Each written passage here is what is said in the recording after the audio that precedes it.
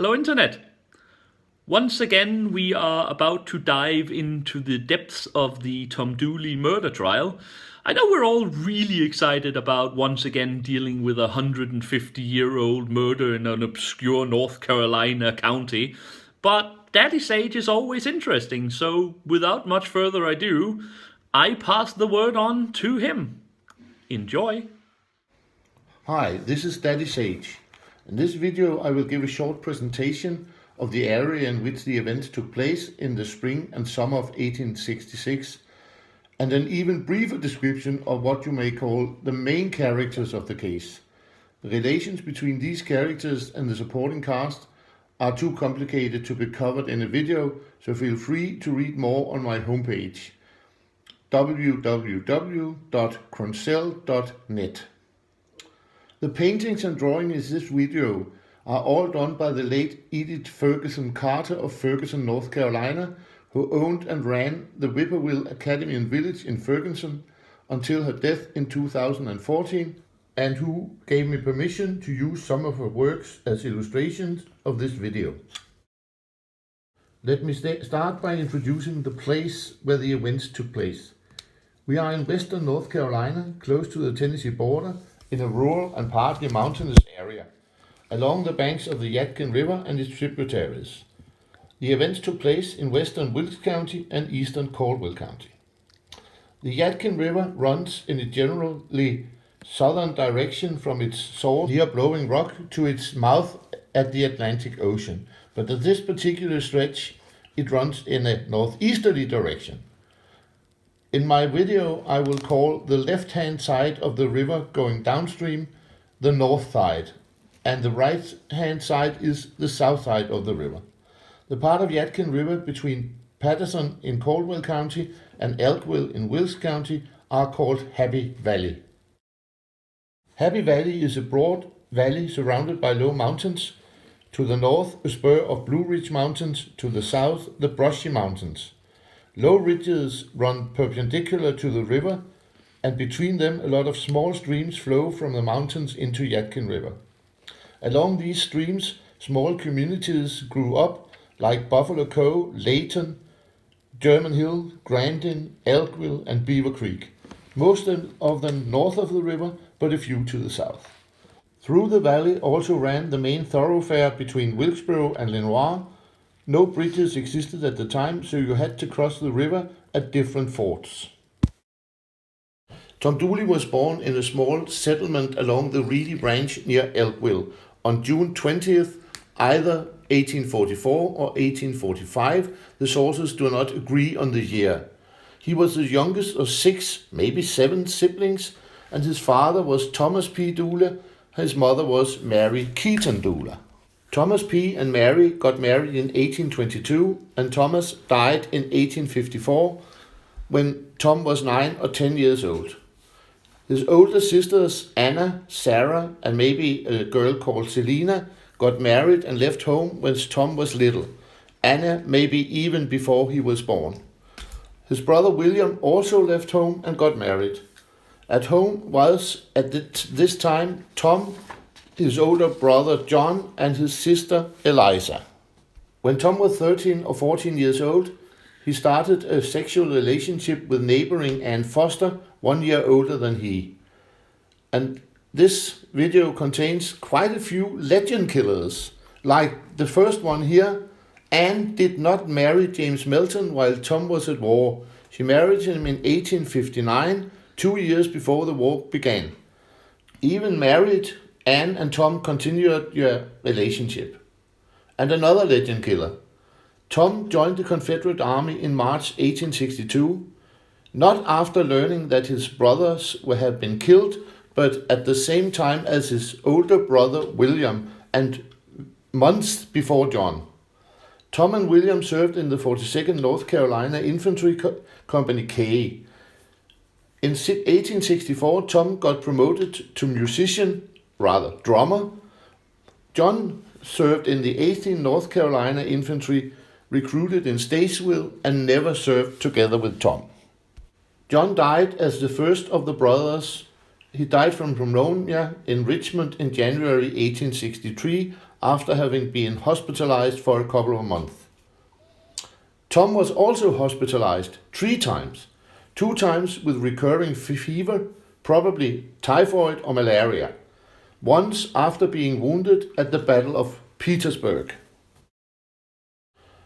Tom was taken prisoner of war in March 1865 at the Battle of Weiss Fork. He was transferred to Camp Hammond on Point Lookout in Maryland, where he spent the rest of the war. Also, Tom's brother, William, was caught at Weiss Fork and transferred to Point Lookout.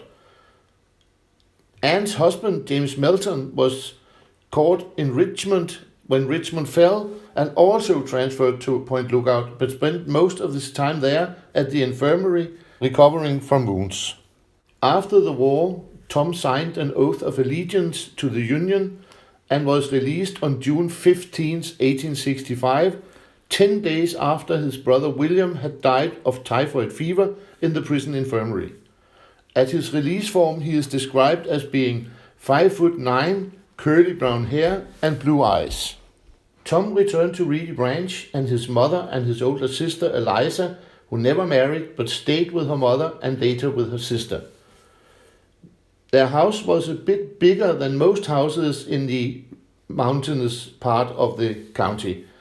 They had at least 2 rooms and 2 lean-ons. Lean-ons are small buildings leaning on the main building. Tom and Eliza had separate rooms, and none of them shared with their mother. Though many legends will know that Tom was very lazy and trying to avoid any kind of work, there is no evidence of that. But I have another legend killer. Tom did not play the banjo, at least not mentioned in any official document or contemporary paper. He was very well known as a fiddle player though. We also know that he was a womanizer, with sexual relationship with several women at the same time. At least Anne Melton, Laura Foster, Pauline Foster and one Caroline Barnes, and maybe others as well. Through his father's big family, he was related to almost everyone even remotely connected to the case, either by blood or by marriage. Tom's grandfather and his grandfather's brother together had more than 70 grandchildren and over 600 great-grandchildren. There was a lot of relatives going round. Laura Foster was born in 1842 by Wilson Foster and his wife Mary, known as Patsy. Patsy died in 1864, 2 years before Laura's murder, from the flu that also killed 2 of her children. Laura was the oldest of 5 children, 2 brothers, James Thomas and James Elwood. Okay, some sources call him Elgar or Elbert, but the other children were dead. The family lived in German Hill in Caldwell County, around 5 miles from Reedy Branch where Tom lived. The family was poor, but Wilson owned a horse, though he had no stable and had to tie it to a tree outside his cabin. Laura were known for always wearing worn clothes and shoes with holes in them.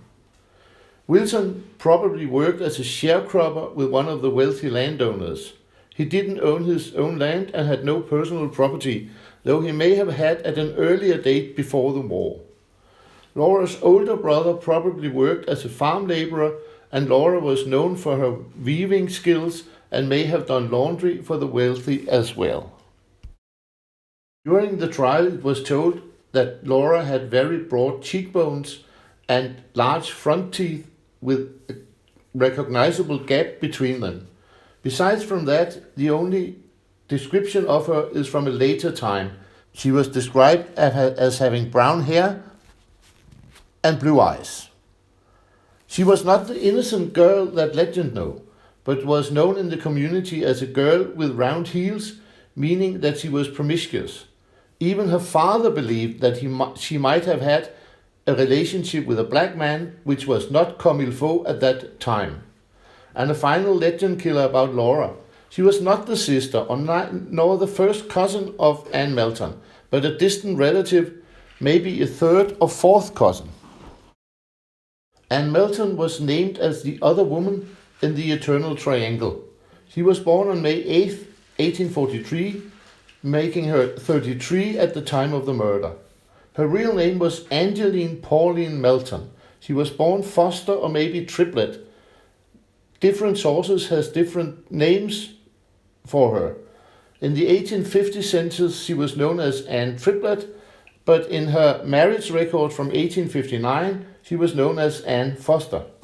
She was the second child of Lottie Foster and an unknown father. She was number 2 of 6 and 7 siblings. Her older brother, Pinkney, later married the widow of William Dooley, Tom's brother, after the war. Only her younger brother, Thomas, was a witness at Tom's trial. She grew up with her mother and her siblings in a cabin about 1 mile from where Tom lived.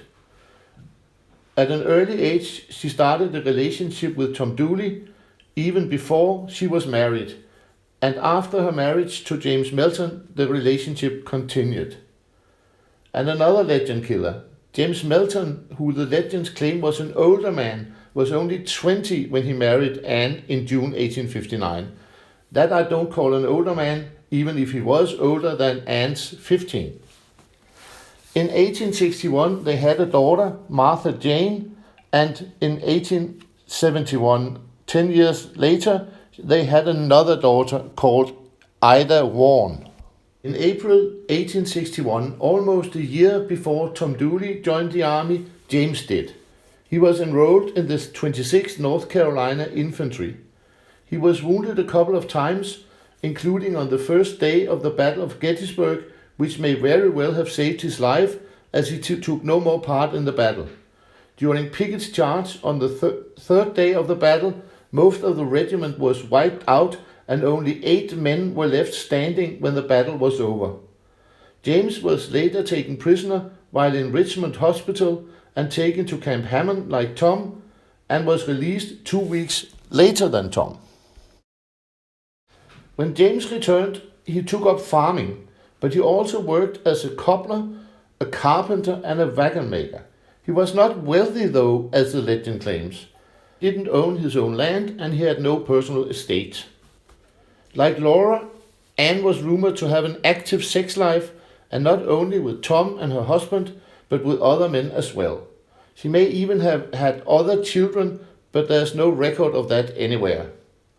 At the time of the murder, she lived in a small one-room cabin with her husband and her live-in maid, Pauline Foster.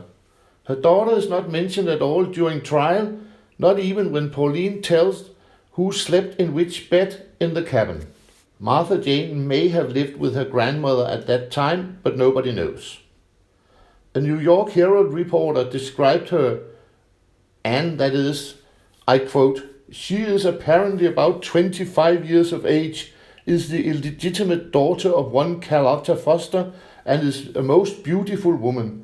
She is entirely uneducated, and though living to the midst of depravity and ignorance, has the manners and bearing of an accomplished lady, and all the natural powers that should grace a high-born beauty." Other sources describe her as having jet black hair, dark eyes and red lips. And one adds, she was snooty and would always wear dresses of finer cloth than others. She was temperamental and aggressive. She was also lazy and showed no interest in housework. Several witnesses testified that they often found her in bed until midday or even later, if she got up at all, unless Tom came to see her. Pauline Foster was born sometime around 1845, as she herself testified that she was 21 at the trial in 1866. The only description that exists of her was that she was plain looking. The New York Herald reporter characterized her like this: "Pauline Foster, the principal witness against both the accused, is remarkable for nothing but debasement, and may be dismissed with the statement that she has since married a white man and given birth to a Negro child." Although it's not 100% sure, she was probably the daughter of one Levi Foster and an Anna Hughes, who were not married when she was born, but got married later, giving her the last name of Foster. The couple had 4 children, with Pauline being the second one. Like Anne Melton, she was christened Angeline Pauline, which was a rather common name in that area at the time. Tom also had a cousin by that name, and one of the witnesses was Angeline Pauline Scott. Right before the murder, she lived in Watauga County, but had previously lived near Kings Creek in Caldwell County.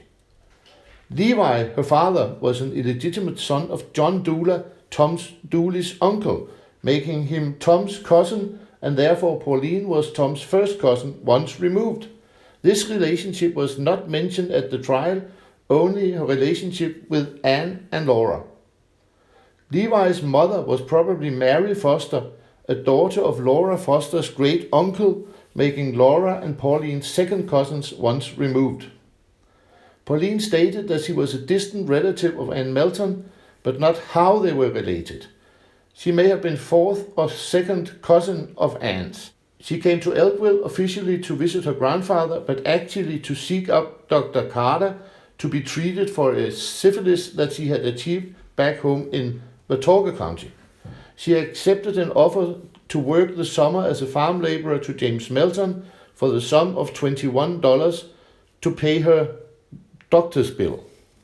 All three girls, Laura, Anne and Pauline, were described as being frail, and it's clear from the description that it was not a physical frailness but a moral one.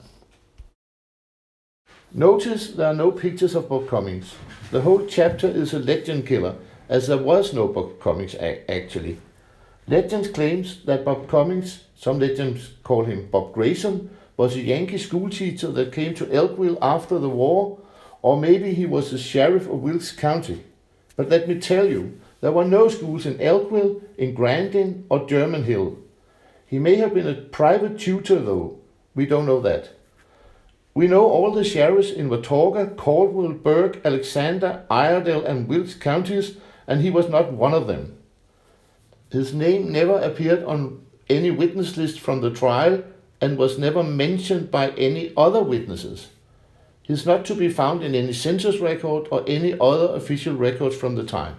He is not mentioned in any contemporary newspaper articles. Never mentioned in any versions of the songs, though in the legend, of course. Neither did he find Laura's body, as the legend claims. It was found by David Horton and James ISBELL. He didn't arrest Tom. Deputy Sheriffs Jack Atkins and Ben Ferguson did. He didn't produce evidence against Tom, as no physical evidence was ever found. Neither did he produce witnesses at the trial. The prosecution and the sheriff did. He didn't take part in any activities before, during, or after the search for Laura. To make a long story short, Cummings probably never existed, but was added to the legends to create some kind of romance. Now I will introduce you to a man not mentioned in any songs or any legends for some reason, even if he played a very large part in the case. James ISBELL, age 28 at the time of the murder. He had been a captain in the Confederate Army, 22nd North Carolina Infantry during the Civil War, and was later elected colonel in the local militia after the war. He retired after the Battle of Sharpsburg and served as a representative in the North Carolina Congress from 1863 to 1864 and as a senator from 1864 to 1865. He returned to his home after his period as senator and was elected Justice of Peace in Kings Creek Settlement. He lived in Grandin in Caldwell County, just across the county line from Wilkes. He was a wealthy landowner and he married Tom Dooley's second cousin, Sarah Louise Horton. Laura disappeared. He was a very active participant in all the searches for her body until she was actually found. Nobody knows why he was so interested in pursuing this case. It was actually ISBELL and his father-in-law, David Horton, who found Laura's body 3 months after her disappearance. He also drew a map that was used at the trial, where he also served as a witness. And actually, he paid for the prosecution's assistance in Tom's trial. Today, Grandin is a rather small town with a population of only 5, but at that time, several of the witnesses lived in that particular area. At the trial, he claimed that he had no bad feelings against Tom and only did what he did for the good of society, but he is never known to have done anything like it in any other criminal cases. And at the gallows, Tom declared that ISBELL had committed perjury during trial, and without that perjury he wouldn't have been hanged. I have, of course, my own theory of why he was so eager to get Tom convicted, but I will get back to that in a later video. This concludes this video. I will get back later with another video where I tell what can be learned from newspapers, trial records and other official records of the time. So much for now. Thank you for listening. I am Daddy Sage. Well, that was it. Daddy Sage has spoken, and we have all hopefully gotten a lot more knowledge about this particular trial. So yeah, we will return to Tom Dooley at another time, but for now, I have been the younger Sage, and I wish you all a very happy day.